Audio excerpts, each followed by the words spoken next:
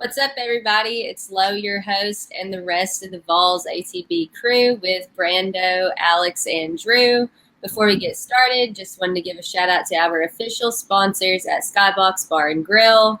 Check them out before tomorrow's game at 415 South Gay Street for some ice cold beer and good food. If you notice the black little blob in the corner, that's a little bit of the reason that we had a delay. We can't get CG working on video, but we can at least hear him. So pleased to welcome Christopher Gabriel back with us again tonight. You can find him on Twitter with the handle at CG Program. CG, how are you tonight? I am doing great. It's great to see the four of you. And yes, the big black blob in the corner.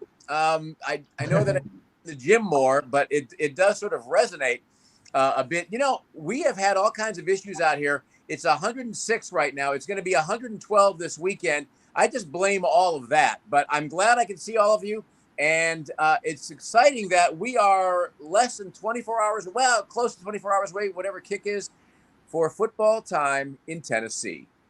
I know. This time tomorrow night, I will be in Neyland Stadium. I truly cannot believe it. I'm so excited. God.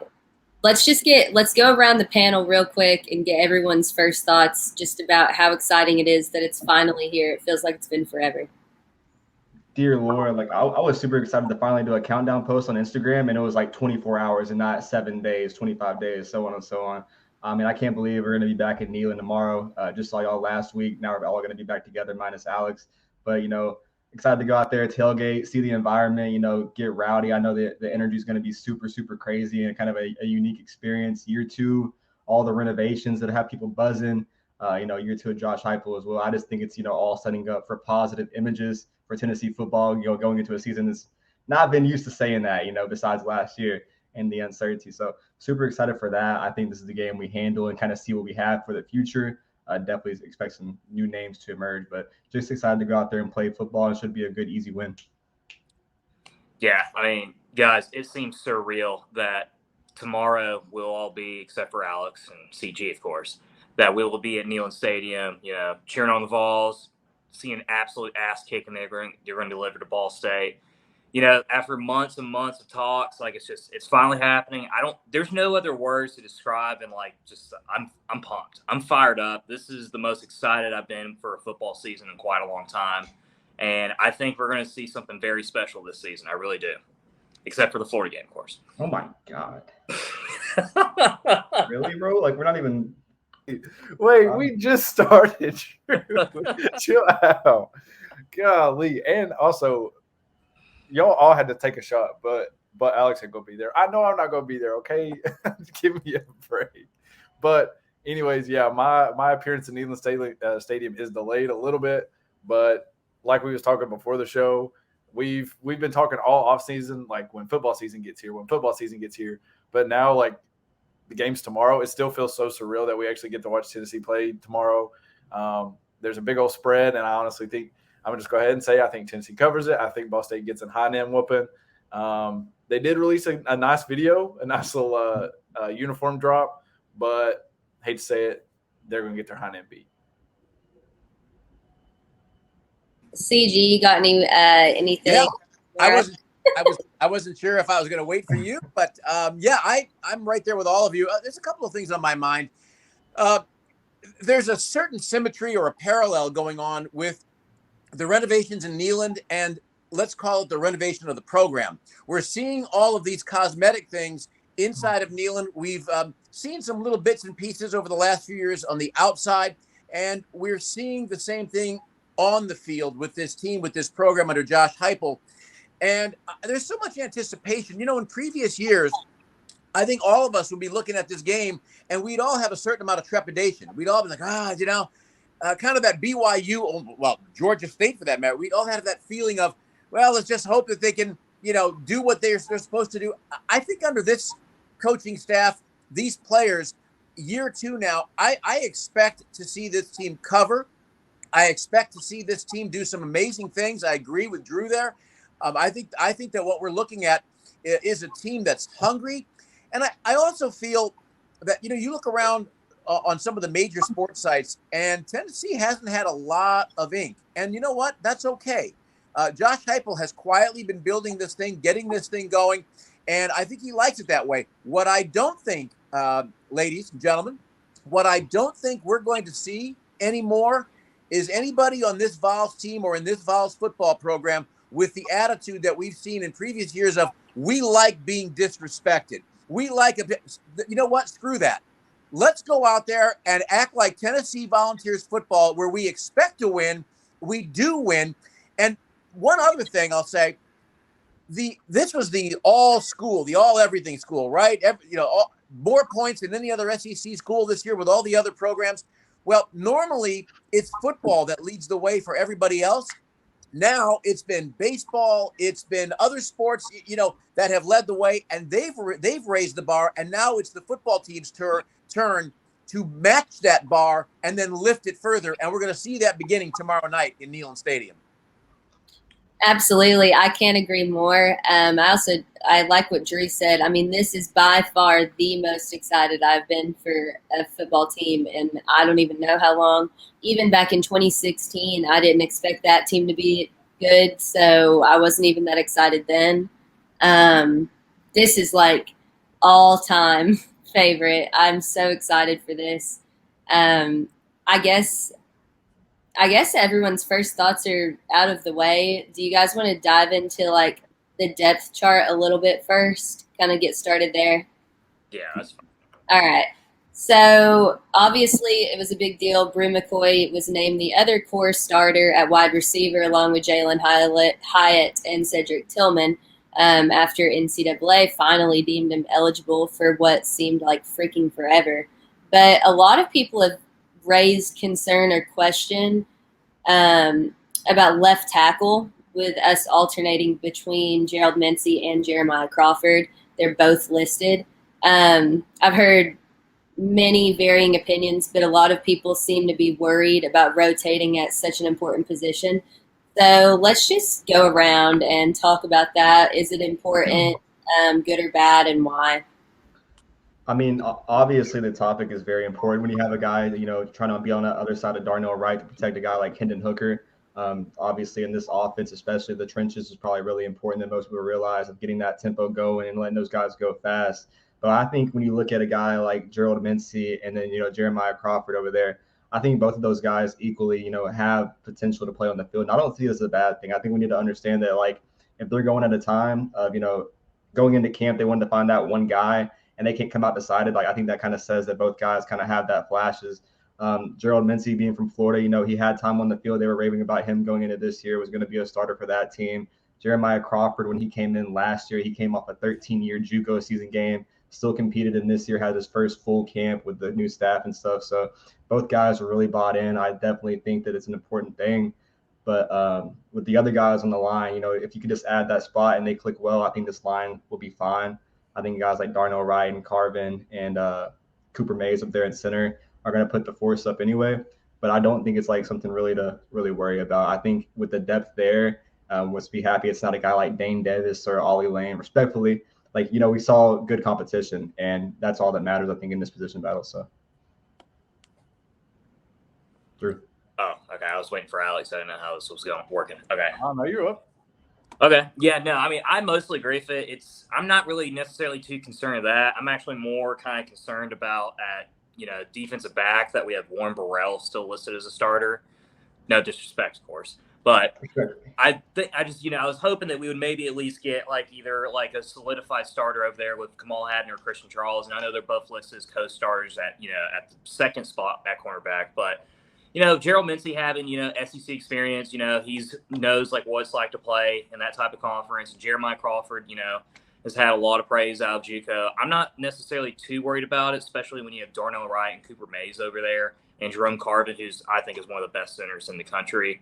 I think we're going to be all right. And week one is one of those weeks where you kind of play everyone a little bit, see what everyone looks like during game time, and then you can really decide on a really important week 2 against Pittsburgh on who should be at that starting position. So I wouldn't read too much into it, just like how I wouldn't read too much that Rue McCoy and Walker Merrill are both co-listed as starters. I think they're both going to get playing time. But this is one of those games where you're going to try to play everyone, see where they're at, and then where to go for a very important week 2. Yeah, honestly, Drew took everything that I was going to say. I should have just went ahead and went. But no, I mean, like you said, this is a game where we expect to be up by a lot at the end of the first quarter, especially if we're basing it off how we played last year in all of our first quarters.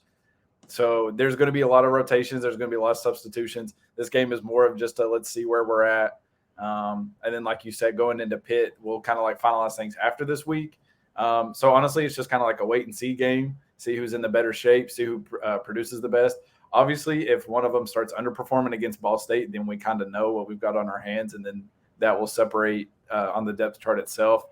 But also, like Drew said, I'm more looking at the Warren Burrell starting at corner. Again, no disrespect. I don't want to hate on nobody before the season starts because this is definitely a different season. But based off last year's production, I would probably rather see Kamal Hayden up there or even D. Williams. Me and Brando were talking about him before the show started. He's electric. D. Williams is. He's currently listed as our starting punt returner. So hopefully we can channel that into our starting corner as well. I also want to go ahead and throw out there that Juwan Mitchell is also listed as a co-starter. I'm excited to see who wins that battle between him and Aaron Beasley. I know I kind of got away from the line question, but yeah, I mean, expect to see a lot of people tomorrow. Hopefully we get to see a lot of that new recruiting class that we brought in, get them some reps, get them some playing time, and then just kind of coast at the end. So, yeah, what I'm going to be looking for tomorrow is probably a little bit different than what all of you have said, even though you're all going to be looking at the same thing that I'm looking at. I'm looking for a couple of specific things. One is rhythm on offense. You think about what we had last year, and this was a new coach, a new system. It took a while for this team to really find their rhythm. You think back to that Pitt game, and nobody's making excuses. Pitt got the win, and so be it. And you are what your record says you are. But when you get down to the nitty-gritty, all of us know that you look at 2 or 3 or 4 deep balls that if that rhythm was there, if they would have felt as comfortable in the system, it is highly likely the Vols win that game. And we saw elements of that throughout the year. So tomorrow, I want to see what is it going to look like with Brew McCoy, Cedric Tillman, and Jalen Hyatt, excuse me. How is it? What's going to be their rotation? Where are they going to work in Jabari Small? What kind of a run-pass percentages they're going to be? Is Josh Heupel going to be looking for the pass to set up the run? Is he going to be looking for the run to set up the pass? Those are some of the things I'm looking for. I want to see the timing with receivers as well, because we all know what Hendon Hooker can do. He now has so many more reps under his belt. I mean, he wasn't even starting last year. Now it's almost like we're going to see a different offense, even though it's the same one, although I'm expecting it to be better. I want to see what the line looks like. More for what's going to happen against Pitt, because Pitt Pitt really gets to the quarterback. They really live in the backfield. And so I want to see how they perform. Are they going to be able to protect Hendon Hooker? Is Hendon going to be more mobile? Is he going to look to be more mobile? I mean, I think we all watched him last year where sometimes we would say, go, take off. And he would stay in the pocket maybe a little longer, and then he would go, and he would usually make something exciting happen. So those are the combinations of things that I'm looking for. Also, guys and Lo, I don't want to just say guys. I just, it feels disrespectful to Lo. I want to see what kind of intensity they bring. Because, and again, I feel like with the years that we have all suffered through with this program, there's been a lack of intensity in a game like this. I am not expecting to see that at all. I am expecting to see this team coming out and ready to spit glass and blow fire. I think that if they can have it their way, they're going to be up 4 scores by the end of the first quarter, a la Missouri. So that's kind of what I'm looking for tomorrow night. Yeah, I mean, sorry. Yeah, I was going to jump in real quick. Okay, go ahead. Unless you have something else. You can go ahead. There you go. All right. I mean, in terms of the left tackle, everyone was saying that was such an issue, not here, but just on Twitter and stuff.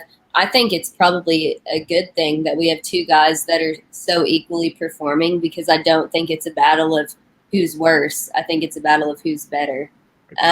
which people need to keep in mind. Also, I just think, kind of like Drew said, you can always have practice players and then you can have game players, or you can have a player who is both. That is another thing that's super important for tomorrow. That's why we have an opponent like this as our first game, so that we can see if who is going to shine out, who's going to be both, who's going to be the real deal, and who is just good in practice, or who thrives in gameplay, game situation, game pressure. So those are all things to keep in mind. Go ahead, CG.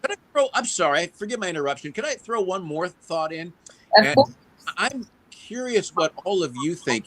There's one other component to tomorrow night's game that I'm going to be watching and listening for, and it's one word. Well, two words: the crowd. I want to see. We have all had this entire offseason, and all of you have touched on it in one way or another over the last 15 minutes. We've all talked about the excitement that we have. We think, Drew said it earlier, that I'm going to use my word, something magical is going to happen this year. And I think if they stay healthy and they play on the field the way they play, the way we think they are on paper, something magical will happen. I believe this may be the most raucous crowds that we have had in a long time in Neyland Stadium, because I think everybody has bought in to Josh Heupel. Everybody's bought into this lineup. Everybody's bought into what Danny White is doing inside of Neyland and outside. So I think there's going to be an electricity with the fans. And I'm going to break one thing here. Not that this is like some earth-shattering news, but yours truly, either September or October, will be in Neyland Stadium. I am coming in. The trip's already planned. The tickets are bought. Everything's ready to go. Come on, CG. I love it. I can't wait. I can't break it yet, but I expect to meet all of you. Of course. Yeah, sure. It's an absolute necessity. Yes. Yeah, absolutely. I kind of wanted to touch on a CG statement there, like, being like a crazy crowd for a home opener. Obviously, on a Thursday, that kind of doesn't play in the crowd's favor. But when you look at everything that's gone off in the offseason, like CG has said, the renovations, everything like that, with the crowd being hyped, the new Jumbotron, the party deck, might not be 100,000 in there, but maybe like 80,000, 90,000. Like, that'd be still more than we had last year for Bowling Green. Definitely year two, I think everyone's not only have they missed college football, but like CJ said, during the offseason, what Danny White and Josh Heupel did to go at people for the fan base, riding for the fan base and kind of buying into that aspect of Tennessee, not only in the recruiting class, but, just as a fan in general and understanding what the fans do, going to baseball games, going to basketball games, buying in, bringing the players there, having that family culture actually be shown out in the public. I just think all of that's going to come into this game tomorrow. But not only those guys, being hyped, but like Lois said, you're going to see those guys that are real gamers like Squirrel White, Dylan Sampson, James Pierce. I think those freshmen, a lot more freshmen, are going to get in second half and just feast. I don't know. I just know that, Ball State, they lost a lot. Defense lost a lot. New quarterback, running a whole new tight end set. I was playing with some of the guys on Call of Duty Warzone, and there's been some rumors around that Ball State's going to kind of do some trickery and, kind of do that double pass stuff and try to get some big chunk plays on Tennessee early. But I just think we get the ball first, score them, run it down on them. This game's over in the second quarter. Like, let's not forget this team had the biggest first quarter point differential in the country. We're gonna destroy this team. I'm glad you mentioned that, Brando, because one of the main things that I'm going to be focused on tomorrow is how's our second quarter offense going to play. Yes. One of the things last year that we struggled tremendously was scoring points in the second quarter. Averaging almost 14 points every first quarter of every game. We were averaging close to 6 points a game in the second quarter, and allowed an opportunity for a lot of the opposition to be able to come back and compete. I think this is a good game and a good test for us, even though, Ball State is, I'll be honest with you, fucking terrible. But and I would argue they're probably even worse than how Bowling Green was last year. But, it will be a good test to see how far this offense has come from a year ago today, and also if we can be able to put points in the second quarter. Because even last year against Bowling Green, we didn't score at all. It was only 6 at halftime, and I remember being pissed as hell over there about it. So that's going to be one of my key things. If we can be able to get 3 or 4 touchdowns, 28-0, 35-0 lead at halftime, it'll be groovy, but we got to start scoring in the second quarter to pull out some of these games early. Absolutely. Yeah. I fully agree with that. And I think that it's going to happen. I think that these guys are more than ready to get out on the field. We also have that new freaking light show that they're touting. In terms of the crowd, though, I will say I am a little bit concerned. Like some of my patients today were talking about how parking passes are now electronic and all of this crazy stuff. And I feel like there might be a little bit of technical difficulty there and a little bit of error tomorrow trying to get down there in time. Like I'm trying to leave work by 5, but traffic and everything, I don't even know if I'll see kickoff by the time this gets settled. So it's just kind of like I hope enough people make it in time, but hopefully it won't be such a shit show. But I'm kind of feeling like it's gonna be. That ball walks at 4:15. Y'all better get down to the circle. Impossible for me. I guess it's like just a weird throw. Drew said, because I agree with him, and we all the second quarter issue. I was having a conversation with a pretty good football mind yesterday, and we had this idea. It wasn't like there was a certain methodology. It almost seemed that the second quarter, this team throttled down, and it wasn't. I don't think it was coincidence. They looked like we'd see 3 runs up the middle after they were airing the ball out all over the field. And I wonder, guys, and Lo, I wonder if depth was a problem where they thought, you know what, we need to hold back a little bit. We're going to charge up again, come out of the locker room in the third quarter and get it going.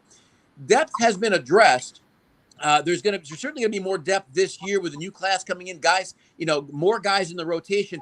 And I think for one reason, the depth is I don't think we're going to see the disastrous second quarters that we saw last year. I mean, I hope that's right. Because if we don't have good second quarters, we're going to have some of the same problems that we had last year. No, I definitely think there's some good signs to point to that. I kind of look at the quotes from the offseason. You already knew, early in the offseason when it happened that this is only 25% of Josh Heupel's playbook of what he's going to open up on the field. I wonder how that kind of, goes into that. And, Alex Golesh last week talking about, hey, we know teams are, studying what we did last year. But guess what? We have a whole new plan of being able to defend those defenses of what people are going to do to us. And kind of throw that out there. And I think that not only helps, original game plans, but definitely, scoring in the second, third, and fourth quarter. Because I know what Drew's talking about when he talks about those differentials. That tweet from Billy Stats, I don't know the exact numbers, but like the big 3 compared to like Kentucky, South Carolina, Vanderbilt, and everyone else, like the point differentials from first quarter to second quarter to what other teams did on us the rest of the game. It's just, it definitely is what killed us, not only with the bad decisions that we made from still being in the game, but that point differential, like you got to score points. When you're known for scoring points, you got to score points. So I definitely think that needs to be fixed. But all signs kind of do point to that good vibes. And I guess, we're not going to see it tomorrow. It's Ball State, respectfully. Like Juice said it live, so treat Ball State like Ball State. But I definitely think we see it Pitt or Florida game when that comes around. They're definitely going to see who we got and who those dogs are. And, last year we had 3 to 4 guys at every position that, we kind of depended on. Josh Heupel said this year he's going to open up the roster and have, 5 to 6 guys at positions that – we're not used to seeing. So I definitely think there's a lot on the field. And as long as those guys compete and, contribute, there has to be some kind of good sign to fix that problem. Wait, I will say, speaking about the roster, we did have a question from one of our listeners on Twitter from B. Chabot asking who is our favorite player on this team. I didn't know if y'all wanted to hit that now or it kind of did go into our last question, but we just kind of kept going. Sorry, I probably should have said something, but if y'all want to take over with that one. Oh, you're good. I'm good with answer. We can go around and answer that. Brando? Cameron Miller, my boy, incoming freshman, switched from wide receiver to free safety, all-around athlete from Memphis. Gonna be a dog in the next 3 to 4 years. Cameron Miller, one of my good friends, favorite player. If not that, I'd definitely still pick another safety, Trayvon Flowers. That guy's going to be an All-American this year and lead this defense. I definitely think that's a guy that people need to watch because he's going to be playing on Sundays here in the next 2 years. So, yeah, I mean, I could easily go like one of the easy choices like Hendon Hooker or Brent McCoy, but you know what? I'm not going to do that. My guy is Christian Charles, who's co-listed second starter at CB. This is the guy that literally was third-string safety last year. Started playing a defensive back because of depth issues, and then wound it up being from at the very bottom at 4th string to now listed as a co-starter. And I think this is going to be a guy that's going to surprise a lot of folks. Okay, he's had a tremendous spring practice, great fall camp, and he's one of those type of players that he plays even better, just more of an in-game player than he is a practice player. So I could see him being a consistent starter with, by week 3, week 4. And I think he's going to be one of our top 3 defensive backs by the end of the season. I am going to go standard here, and I'm going to go with Jalen Hyatt because there's a certain magic to him when he plays. Just there's an electricity that comes off him when he runs great routes. He has great hands, and it's no disrespect. I mean, I saw Brew play at USC, and if he plays like he did when he was healthy there, he's going to bring something to this team that we're all going to love. And certainly we all know Cedric Tillman, what he can do. He is just a monster receiver. But Jalen Hyatt has something a little different. There's just something a little different about him. I'm not going to call him a Percy Harvin because Harvin was a little bit of a different guy. But he has that sort of what am I looking for here? That certain explosibility, let's call it that at any given moment, he's going to take it 75 and go. And it can be on a little screen pass, a little dink over the middle. There's just something about him that I love watching. And when he's on the field, it reminds me of when Barry Bonds played with the Giants. If you were going into the kitchen to get another beer or making a sandwich and Bonds came to the plate, forget about all the steroids and everything else. Forget all that. When Bonds came to the plate, you came back into the room. You came back into the room to see what was going to happen. And when Jalen Hyatt's on the field and it's an obvious passing situation, I'm glued to the TV to see if that ball's going to him. So he's my guy.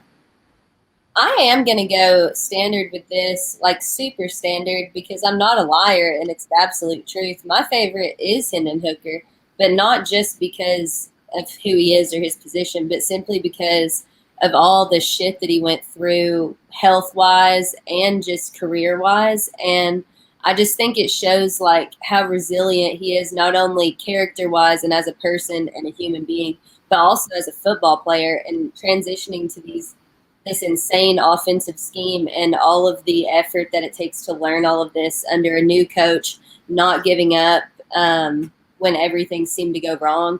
I mean, all of these are huge, like admirable qualities, and I freaking love it. And I really think that by the end of this season, Hendon Hooker is going to be a freaking standout. He has everything, every capability to be one of the top quarterbacks in the SEC this year. And no one's even gave a shit. He's not on any of these lists at all. Nationally, no one cares. He has everything to prove, nothing to lose at all, in my opinion. And I think he's going to do it. Yeah, I mean, I'd even raise you the fact that he not only will he be one of the best in the SEC, but he's still going to be one of the best in the country. That's just our opinion. I feel like that's kind of a consensus across the Tennessee fan base.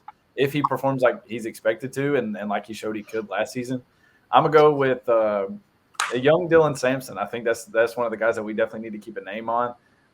Stud running back out of Louisiana. I'm just ready to see him hit the field. That's one of the things I'm excited about tomorrow, to see those young guys, like we were talking about earlier, see those young guys get in there. I really want to see him. I think there's a lot of hype around him. And then on the defensive end, I'm honestly really excited to see Barron Young again. 46 tackles last season, finished with 5.5 sacks. But anytime that we needed to create disruption in the backfield, he was usually the reason why. And I think another year under Rodney Garner is going to work wonders for him. Not only him, but the whole line as well. Don't forget, we still have Tyler Barron. I think those two are really going to come into their own this year, make a really big name for themselves, and just cause a lot of problems for offenses just hanging out in the backfield all the time. So there's a young offensive dude and an older defensive guy, but those are my 2 picks. How about a Vols ATB Character Award to Joe Milton? Because Joe Milton could have packed his bag and left, but instead, all we have heard from every single player and coach is he has been major positivity. He's been supportive of Hendon Hooker. He's been just a great force in the locker room and on the practice field. And when you have a guy like that, that is in opposition to what most guys do now, where they say, oh, I'm not starting. Oh, I'm out of here. Joe Milton has hung in, and I think that's the kind of leadership that Josh Heupel has brought to this team, where Joe Milton probably would be a starter somewhere else. But he said, you know what? I want to stay here. I'm going to support my guy, HH, and I'm going to support my guys here. We have something special. I'm staying. Hats off to Joe Milton. I will say this hot take for you guys. Next year, Joe Milton will be your starting quarterback, and he will be an all-SEC quarterback. How's that a hot take, though? Because everyone's going to think Nico's going to get it because of his lucrative NIL deal, allegedly. I was going to say, allegedly. I was thinking that you were saying that a couple shows ago, Drew, that you thought that it was Milton's job to lose next season. And Yeah. I agree with you. I mean, as talented as Taven is and as talented as Nico is, like CG saying, Milton stayed around. He had 1 year where, like, obviously he lost the starting job, but now he's got a full year in the offseason. He'll have a full year as the backup, and he's still going to get extended playing time with how well our offense will move the ball and put up points. And I also expect to see him a lot tomorrow as well. But a continuity just works wonders for quarterback, especially keeping the head coach, offensive coordinator, and that same quarterback all together. So I think that Milton is going to really improve, and I think he will turn some heads the next season too. I agree with y'all. And it's like I mentioned a couple of shows ago as well, though. Like, it's just nice knowing that, like, because, Hendon Hooker, like, he will go down. He will get injured. I don't think he's going to have, like, a big injury this year or anything like that. But, like, there will be plays where, like, he's going to get hurt because that's the way he plays, and you're going to have to put Milton on there. But it's just nice because I think this is the first time in such a long time that, like, if our starting quarterback goes out, we still have some, like, glimmer of hope that we're still going to be able to drive down the field and score. And, like, given, like, I know people give him shit all the time about that last play in the Ole Miss game. Trust me, I was pissed about it myself. But let's not forget, that man drove 45 yards down the field and gave us an opportunity to nearly win that game as well. And he threw an absolute dime to second Tillman, where if Tillman was just a half second early, we win that game. And that's the truth. I was literally in that end zone right there watching it, and I was so sick. Oh my god! No. I was like, at first I was like, oh, that's a bad pass, but it was not. That pass to Tillman was on the freaking money. It was just bad timing, poor timing, and I think that Milton is pretty accurate in the short range of throws, and we have receivers and can run routes that can get you down the field just because he overshoots on the long ball, which he might not even now. We don't know. He may have made huge improvements this season, which I expect that he's had.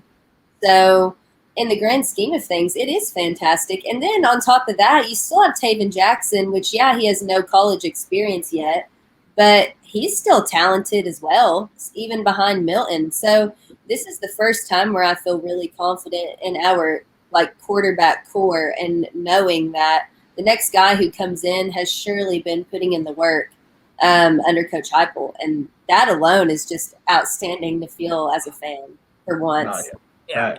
And, like, it's such a relief, like, compared to, like, 5 years ago when our quarterback room was Quentin Dormady, Jarrett Garantano, and Will McBride. And it's like, like, just to know that we actually have three talented quarterbacks that could actually be able to predict for us, it's probably been at least maybe 2004 when we had Eric Ames, Brent Schaefer, and Rick Lawson that I think we've had this much talent in the quarterback room. Well, I spoke in the last couple of days. I spoke with someone at ESPN who covers college football, and I can tell you he's not giving the world over to Tennessee yet. But what he did say was, you can see the future for this program. And if you are, and this was the key point he made to me, if you are a talented offensive player, in particular quarterback or wide receiver, and you look at this offense and you look at the mind of Josh Heupel, why wouldn't you want to play here? And that's really what's changed, right? I mean,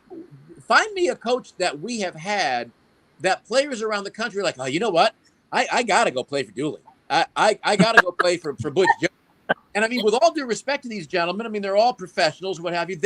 None of them had or have the offensive mind, the offensive system, and the ability to motivate and recruit that Josh Heupel has. And I think we're just seeing, we're not even at the tip of the iceberg yet. We're just kind of finding our way with our picks going up the iceberg. This is going to be Tennessee is going to be a destination again. And as you guys pointed out a moment ago, our quarterback room a few years ago, mentioning those names, and I'm just chuckling to myself over here thinking, good grief. I mean, from what we were then to looking at the room now with Hooker, Milton, and Jackson, and who's coming in, good grief, man. Good times are coming starting tomorrow and in the next couple of years for sure. Yeah, I mean, the quarterback room, I'm glad someone pointed it out, bro. Those three, especially Taven, I think that kid's, sophomore, junior year is definitely going to be a staple. Like Josh Heupel, when he got him year one for a reason. But, kind of to go around the whole entire topic, like every single name we mentioned from Jalen Hyatt, D. Williams, Byron Young, everybody, like I feel like we kind of killed that because all those guys are definitely going to make an impact. And I'm just like super excited to see these guys play. It's been so long. Not only you got the quarterback, but every position as well. You kind of look at the edge and like the corners coming back and kind of having that confidence. So Absolutely. I want to kind of, I think all of this is great, but I kind of want to go around and get everyone's score predictions for tomorrow. I want to hear score predictions, and I want to hear like who you think will be on either side of the ball, like the best performer tomorrow, who we think that we'll see the best like overall performance. all right, I'm gonna say Tennessee goes out here and wins this game 53-17. I think Tennessee's up like 31-0 at halftime, probably 38-0 at halftime, puts up a crazy amount of points, but then kind of puts in those second-year, third-year guys. I think offensively, I look at a guy like we obviously mentioned Joe Milton, but definitely the guy to watch, Dylan Sampson. Everyone's gonna be obviously watching Brew McCoy. My guy is probably still Dylan Sampson just because all the hype and how that running back room is looking. Only 4 scholarship players in the SEC. That's kind of worrisome. But defensively, I'll obviously look at a guy like Juwan Mitchell. We're going to get out of year 2. Last year didn't get a lot from him. Year 2, want to see what he can do coming off an injury.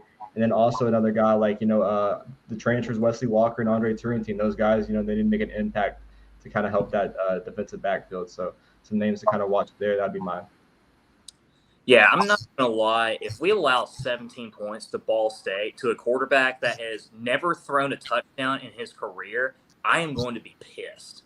Like, Fair get furious, Powell pissed off, Maynardville mad, Aloka angry, you call it, all right?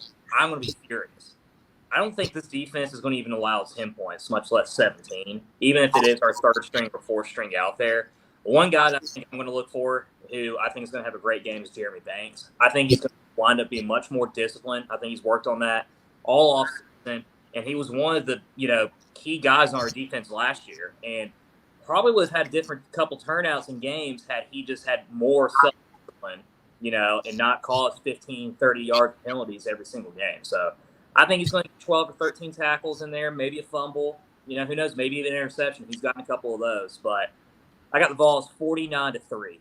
If we allow a touchdown on this team, that it's unacceptable. Drew, that's kind of wild for how you talk in the offseason. Respectfully, like this man hated our defense all offseason. Is like, oh, they're not going to allow a touchdown. No. We are not. I was getting self-criticism, which was rightful criticism because our defense was a liability last year. We allowed 55% of third down conversions. Okay, we couldn't get off the field. And we allowed a walk-on quarterback from Purdue, who probably just got finished with engineering class the day before, throw 55,000 yards against us in the Music City Bowl. So I think my criticism of the defense is very reasonable. But even then, Jeremy Banks was still probably the best player we had on defense last year. So it's not crazy to think that I think they're only going to allow 3 points on this team because we only allowed 6 to Bowling Green, and Bowling Green's better than this awful Ball State team. I mean, not to go Negaball the day before game day, but Drew, like what changed? Like I'm going to use your take. What changed with this defense in the offseason? Like besides, Andre Turrentine and Wesley Walker, what changed at the D-line and, linebacker position? All offseason we were worried. What changed? There's more talent on the defensive line than there was last year with James Pierce and Joshua Josephs and even Tyree West, who's probably going to get a couple reps, in tomorrow. But there's more depth than there was last year, okay? We have Juwan Mitchell finally being back after him being gone, and I think he's going to add another element. And, when you look at the secondary of Kamal Haddon and Christian Charles and even Trayvon Flowers, it gives me more confidence because these are experienced guys. I'm still not happy about Warren Burrell being starter, but maybe, who knows, maybe he's a completely different player than he was last December. But this is Ball State we're talking about, guys. Like, this Ball State team is terrible. They had 3 guys that combined for 1,200 yards of rushing and only averaged 3 yards a carry and 4 yards per. If we allow a touchdown to the team, it's unacceptable. Like, just beyond unacceptable. Yeah, I mean, I just wanted to ag you on. I know. I think these freshmen, get 10 to 15 plays. I knew that would trigger Drew, bro. Like Ball State game week 1, there was nothing perfect timing. So, Alex or CG. Go ahead, CG. Okay, thanks, guys. This team, Ball State last year, they were 6-7. They couldn't stop anybody and they couldn't score. That's a problem. And you look at their schedule last year, and there's just really nobody on their schedule, by and large, that they face that they're going to deal with the kind of talent that Tennessee's going to throw at them tomorrow. Offensively, even though I said my favorite guy is Jalen Hyatt, the guy I'm looking for on offense tomorrow is Cedric Tillman. I'm telling you, there isn't a single player in that secondary anywhere that can stop Cedric Tillman. And they know it, and Josh Heupel knows it. And I'm looking for Hendon Hooker to be setting up Tillman early and often. I mean, I am looking for a monster performance from him. Defensively, you kind of stole my thunder a little bit with Jeremy Banks, so I'm going to go with someone that maybe no one's necessarily looking at. I'm going to go with Tyler Barron coming in on the outside. I'm looking for a big game from him. He's a junior, he's going to be motivated, and I don't think that side of Ball State's line, looking at what they did last year, can stop him. So he's where I'm going to go there. And my score prediction, I'm really in line with Drew here. I'm going 56-0. I just don't think. Listen, if Ball State gets a score late, I get it. Teams, they want to go home, they want to meet their girlfriends, they want to go out for some ribs, or a sandwich or whatever, and maybe they let up a little bit. But this team should not. How many times do we watch mismatches in week 1 or week 0 in college football where it's 73-0, 65-0, and so on? I really believe that should be this score tomorrow.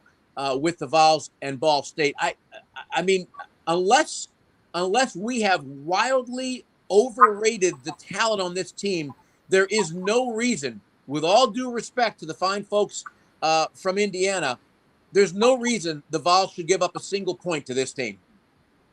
Facts. So I guess now would be a good time to I wanted to kind of review everybody's score from the live show. We had Lowe at 59-10. Brando at 59-10, Drew at 49-10, and me at 49-14. Great. Mine didn't change crazy. 53-17. That's. I was gonna say so. We all took less, or we took more points away from Ball State, which I'm fine with that because I'm also gonna bump mine up 56-10. I'm gonna say we get another touchdown and take one from them, give them maybe like a little cheap field goal because they got lucky. But yeah, CG, like you said, they really could not stop a single soul. They gave up 28 points per game last season. Rushing, they gave up 131 rushing first downs, 176 yards on the ground, 140 passing first downs, and 243 yards through the air.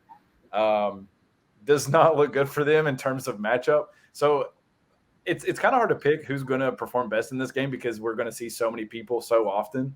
But I do think I'm also going to steal your thunder again, CG. I think that Jalen Hyatt's the performer of the day. Okay. I think he takes the top off the defense a couple times and gets 2 deep balls. Probably scores like 2 touchdowns, probably finishes with just under or just over 100 yards. And then that's kind of the end of his day. But, I mean, I think like y'all said, it's going to be a collective game.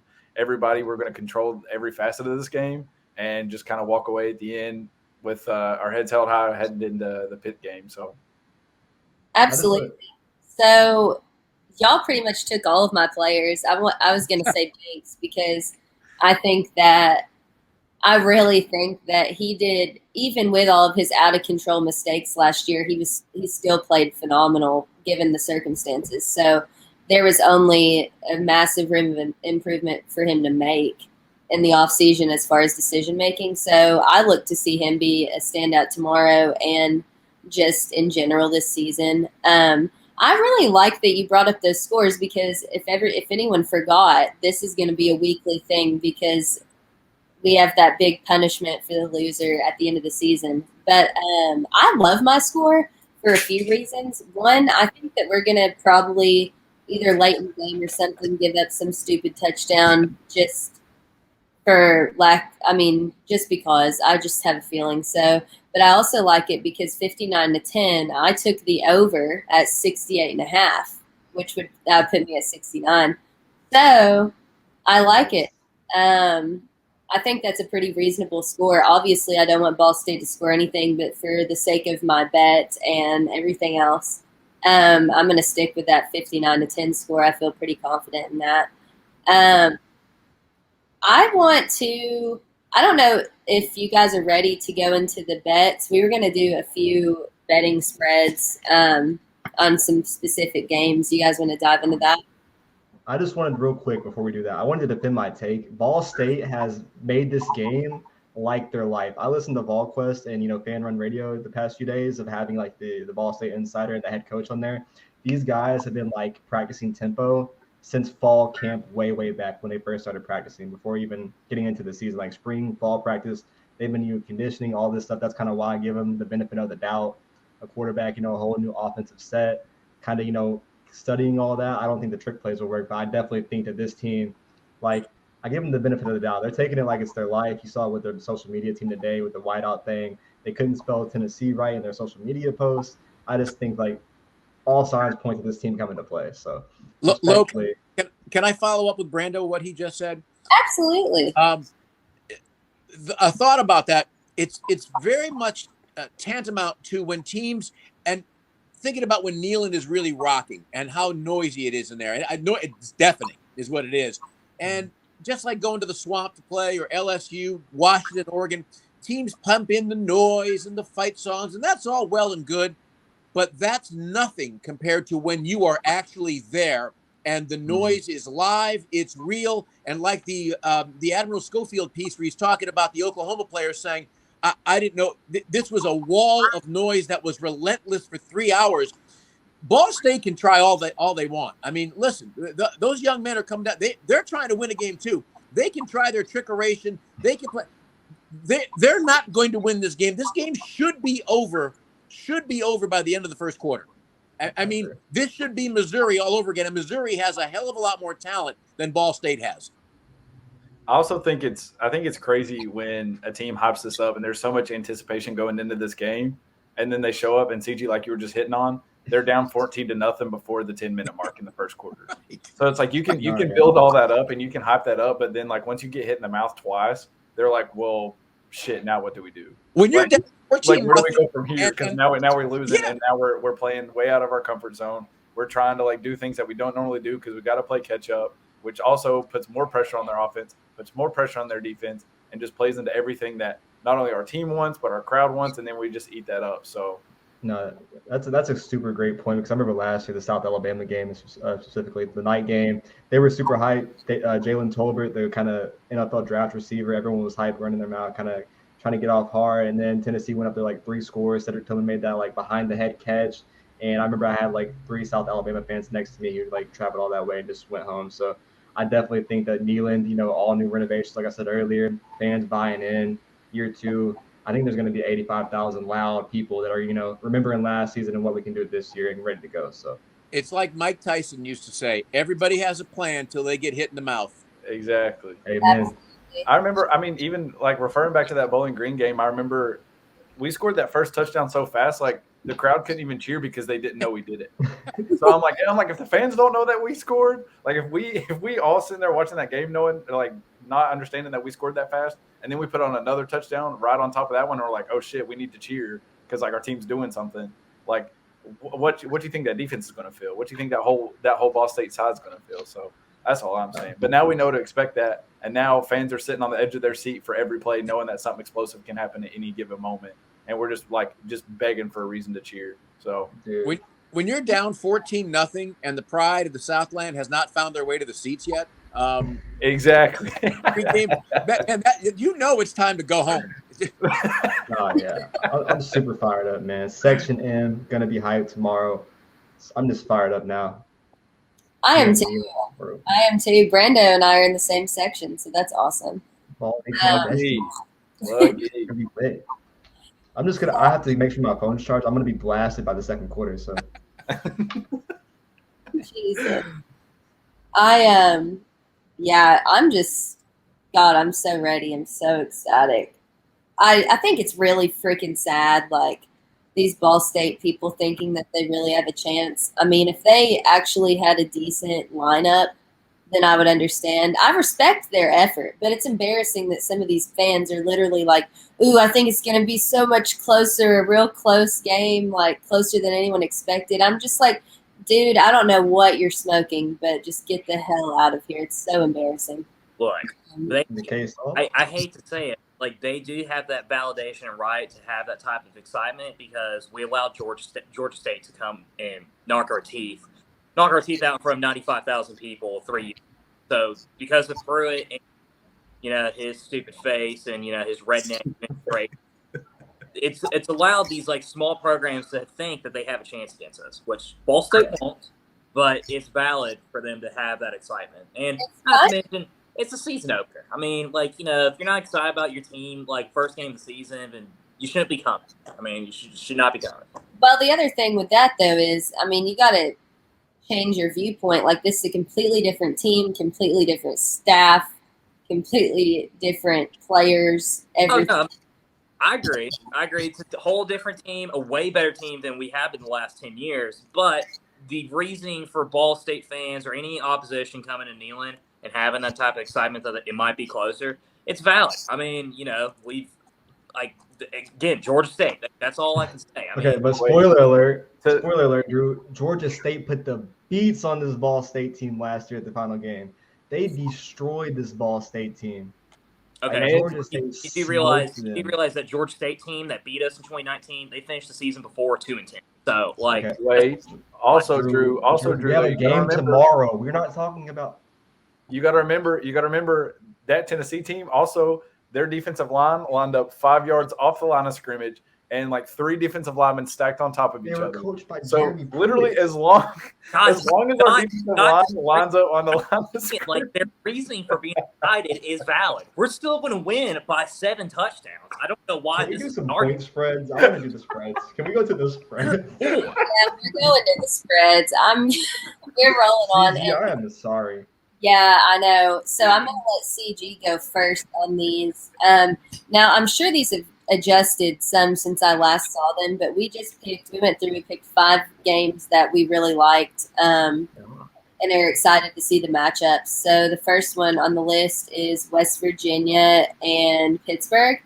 So what I had is, well, at the time, the spread was at -6.5 for Pitt, -285 for Pitt money line, and the over-under was set at 51.5.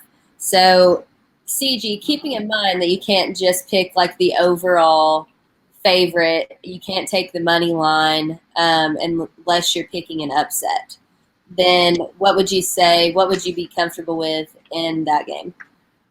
Well, are you talking about which of those 3 that you just gave me, which I would be comfortable with?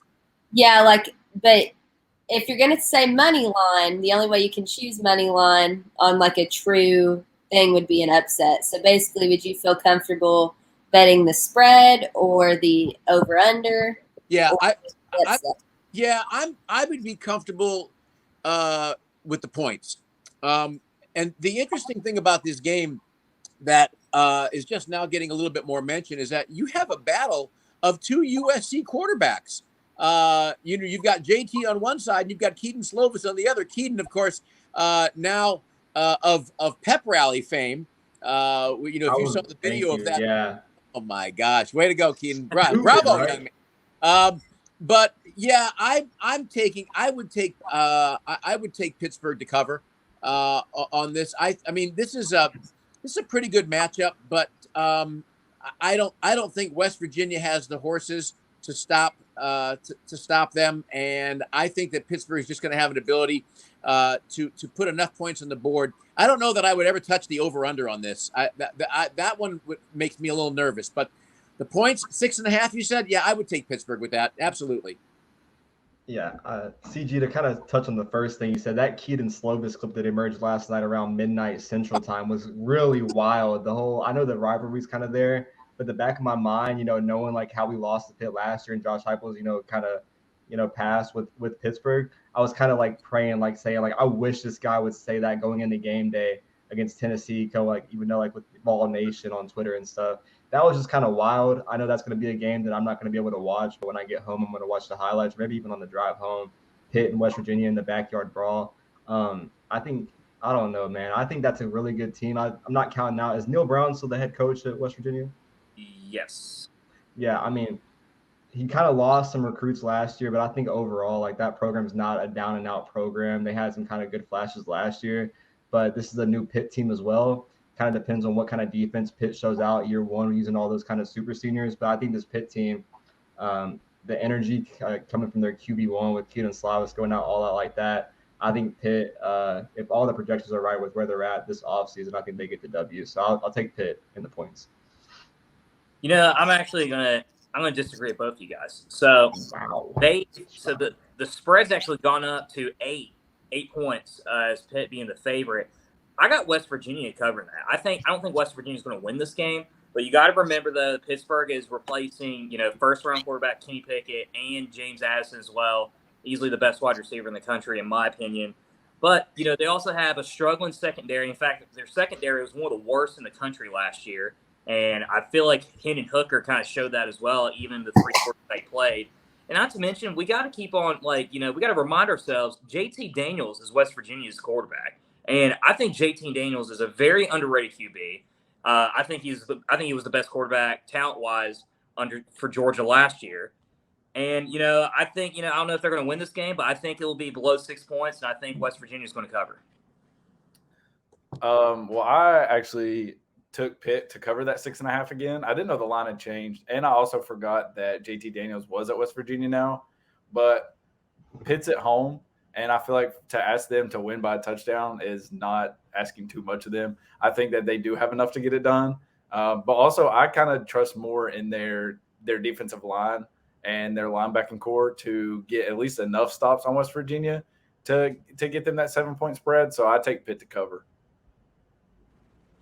Yeah, so if it's I actually like Drew's thing. I could see Pitt kind of slipping up here. I didn't really feel comfortable with the spread at 6.5, but now that it's jumped up to 8, I am kind of like, I'll switch it up. So I'll go West Virginia is going to cover that 8-point spread. I think it'll be probably closer than people think just because it's the first game, and I could see Pitt kind of screwing up there. So next game, Utah and Florida. So when I looked at this, Drew, do you have the updated odds? Last I saw, I just put my parlay in today. Utah was 2.5-point favorites, and the over/under was 51. Okay, so that's what I have. So that's not changed much at all since the lines were set. So yeah, Utah, Florida, CG, what do you got? CG. I don't know if he's here anymore. I'll be gone. He's done. All right, Brandon. All right. I guess, I'm going to take the over with Utah. Call me crazy. I know this is in the swamp, right? I know Utah has that crazy elevation they play on, and Utah coming down all the way to Florida to play in Florida. I just think that this Utah team didn't lose that much from last year playing in the Rose Bowl. This is a very impressive team. Kind of shocked the world last year. I think, Billy Napier has a strong test of playing his first game in the SEC. Trying to, build Anthony Richardson in that offense, game one against a strong top 10 opponent is going to be crazy. I just think that even though the environment will be wild, Utah played in that crazy environment last year. I don't think it'll be a problem for him. So I'm going to take Utah over with the points, and I think they get the upset. Yeah, I definitely couldn't disagree with you anymore.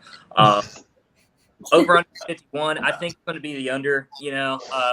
Florida has a lot of depth issues, especially at wide receiver. I think a combination of their top 5 wide receivers have only played 6 games last year. Brand new, offensive system, new offensive coordinator, Anthony Richardson at quarterback, and they've already lost their 2 backups as well, potentially for 6 to 8 weeks. So now they have their only Anthony Richardson and a true freshman. But, Utah has really struggled at the start of the season last year. In fact, they started off the season 1-2 with losses to San Diego State and BYU. And, during those losses, they allowed over 200 yards of rushing in all 3 of those games as well, and specifically to San Diego State, where they allowed almost 278 yards. I think this is just a different type of, environment that they're going to be playing in. It's going to be, it's going to be hot. It's going to be humid. Swamp is a different environment than they've ever played in. No disrespect to the Pac-12, but it ain't SEC loud, okay? And I just think it's going to be a really tough, hard-fought matchup. I think Utah wins this game, but I'm looking at maybe like a 24-20.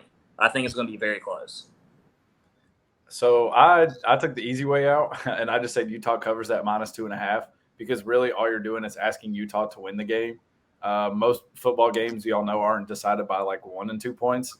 Like you at least get up by a field goal. So I went ahead and took that just because I feel like that was like the safest bet. Like Brando was saying, Utah returns a lot, but Florida just doesn't. There's so many question marks around Florida, not only with just their depth chart, but also their head coaching staff. Billy Napier, like you said, Drew's never coached in the SEC before. But so there's too much that I'm wondering about Florida. Granted, they could come up and show out and play one of the best games of the season already and maybe even upset Utah. But, like, to me, that just doesn't seem like it's or not possible, but probable. I think Utah comes in and at least wins by a field goal. So I'll take Utah minus 2.5. All right. I went bold, and I went Utah money line. I think Florida is going to be garbage in this game, probably embarrassing. They might even block each other like they did a few years back, which would be hilarious. I think it's going to be trash.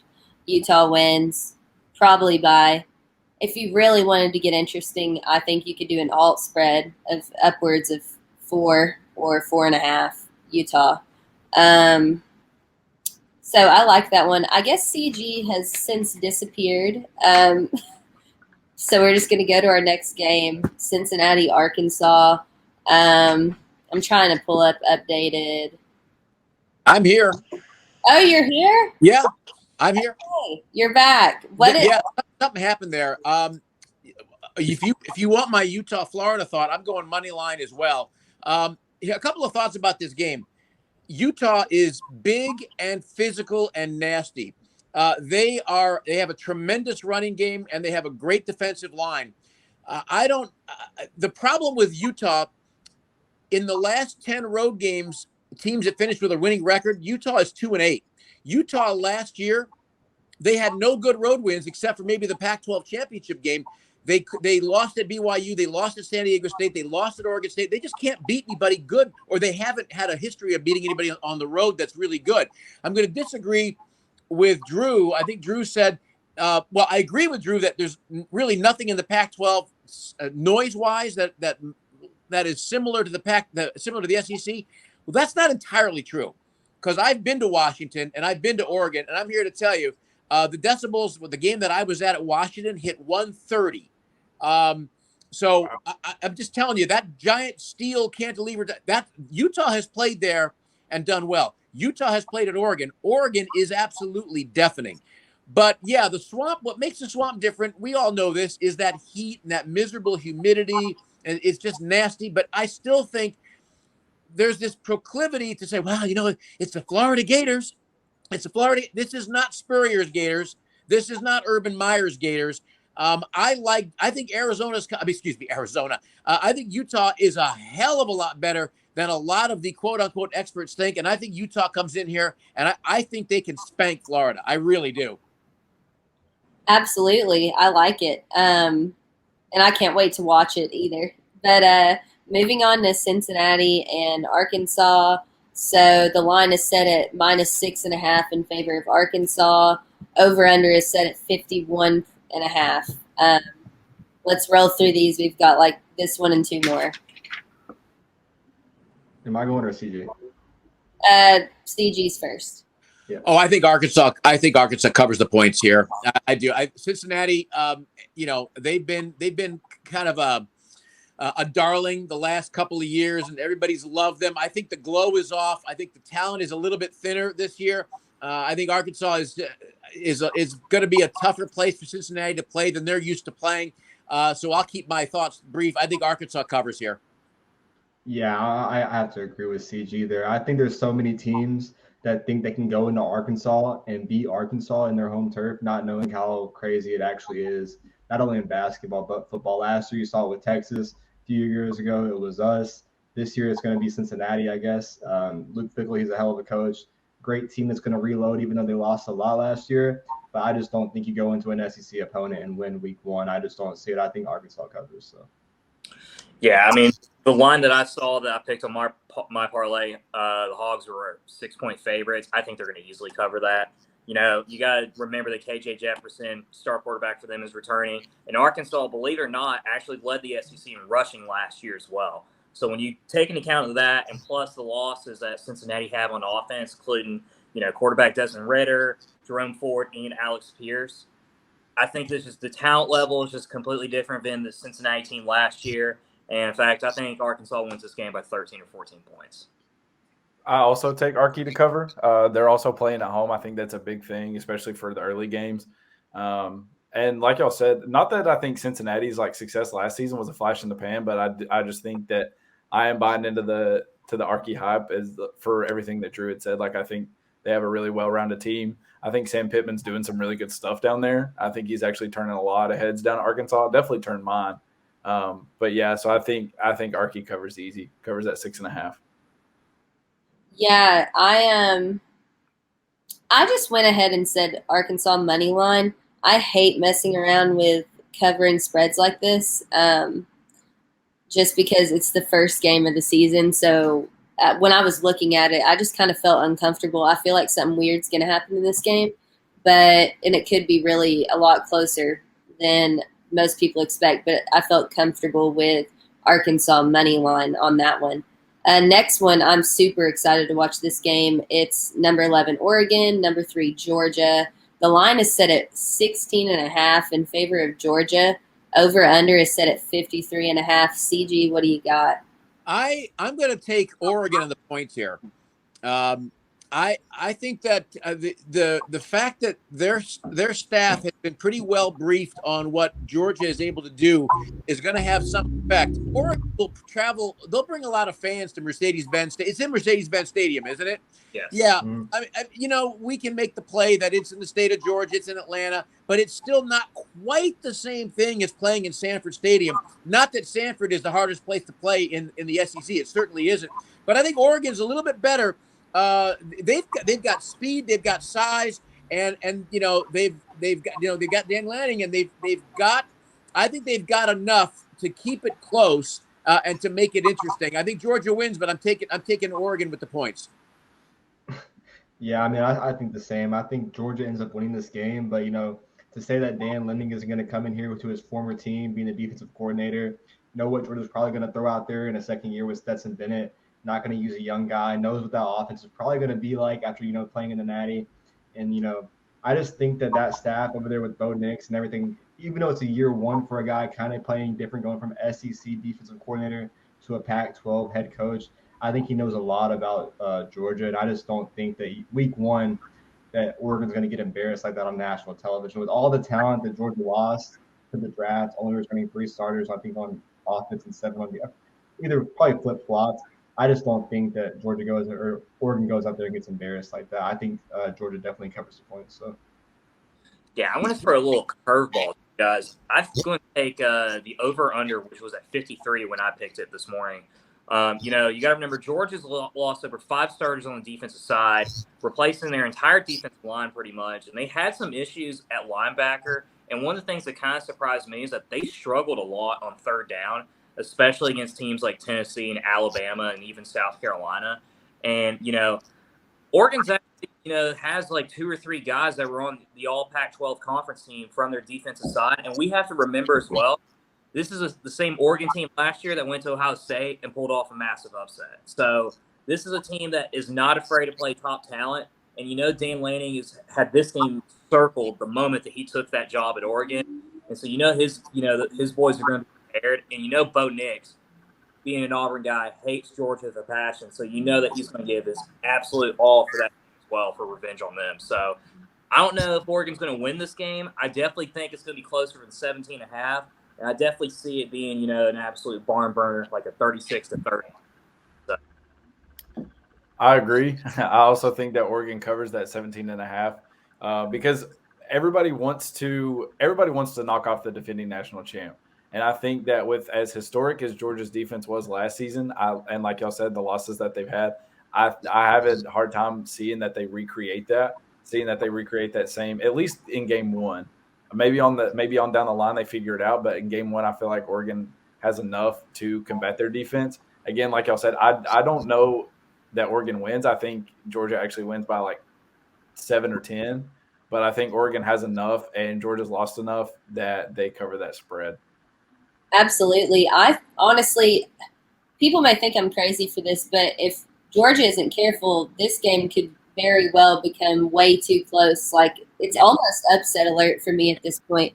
If they come in cocky and after all the people they've lost and they don't have a lot of things tightened up from the get-go, it could get really ugly for them fast. So I do think this is upset alert, but I'm not confident in picking that. So I also just picked Oregon to cover that spread. And I would even say an alt spread of as much as like 12, as close as 12, 11, somewhere around there if you really want to get fancy with your odds. Last game, I love this game. I'm excited for this game. It's Florida State, LSU, at LSU. Spread is at 3.5 in favor of Florida State now. So that switched. The over-under is at 51.5, and LSU is favored to LSU is favored to win, but Florida State's favored to cover the spread. So, CG, what you got? I'm taking the under on this. I think that both teams are going to struggle a little bit offensively against each other. Florida State showed themselves last year to be very, very adept at struggling. And I think we're going to see that. I'm not buying into Brian Kelly at LSU just yet. I don't think that he has the offensive fluidity, let's call it that, yet to see a game that's going to go into the an over-under that's going to go into the high 50s or low 60s. I do think LSU wins this game, but and I think it'll be an interesting game. Certainly, I think LSU maybe wins by 10, but I'm going under here on this game.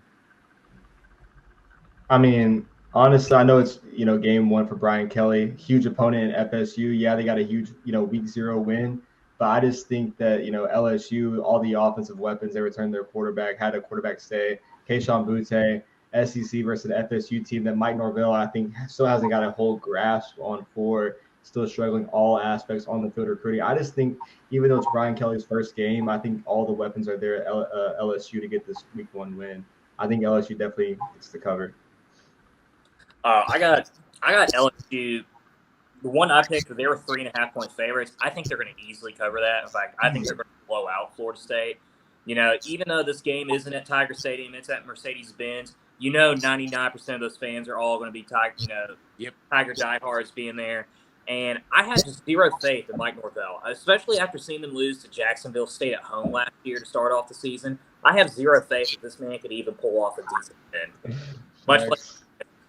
So, LSU does have a new quarterback with Jaden Daniels, but you got to remember they still have one of the best wide receivers in the country, Jackson Smith. They got a great secondary that has a little bit more depth now than they did last year, starring Jay Ward at safety. An improved defensive line with B.J. Blujari, and one of their key stars at the defensive edge a couple years ago that missed all last year was Ali Gay, and he's returning as well. So, and I trust Brian Kelly with his, experience and success with the offensive line to improve that offensive line. That was one of the big struggles LSU had last year. So, and he's still, in my opinion, one of the top 5 coaches in college football. Some of y'all might disagree with that, but his track record at Notre Dame backs that statement. I think LSU wins this game by 3 touchdowns. 3? Wow, that's impressive. I think that's kind of reasonable. Crazy. I don't know. I agree. I think LSU does cover the spread. I think they kind of lowball on LSU there.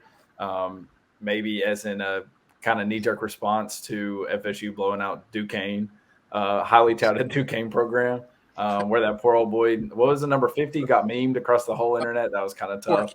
He looked like he's wearing red pajamas. But no, I agree. I think LSU just has enough talent to not only win this game but win it handily. I think they win by like 10 or 14. I don't know about 3 touchdowns, but either way, LSU covers the spread.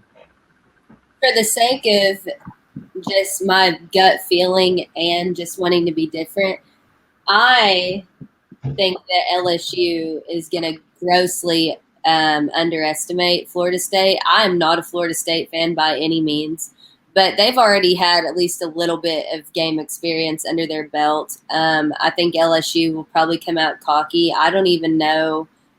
I think I picked the upset on this one. I said, screw it. Florida State's going to do something with LSU. I don't give a shit. I just feel like something weird's going to happen. I kind of wanted to go ballsy on this one, so that's what I did.